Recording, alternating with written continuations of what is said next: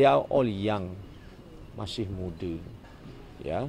So seorang itu bekerja dengan syarikat oil and gas, seorang Grab driver, seorang bekerja sendiri dan seorang lagi dua bekerja sendiri.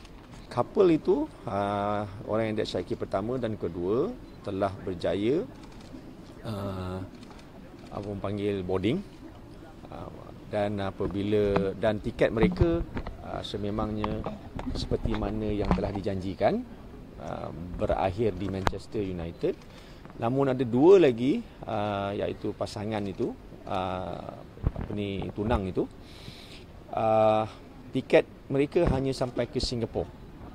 Justru itu mereka tidak mahu meneruskan perjalanan dan memohon beg yang telah dimasukkan itu dikeluarkan semula.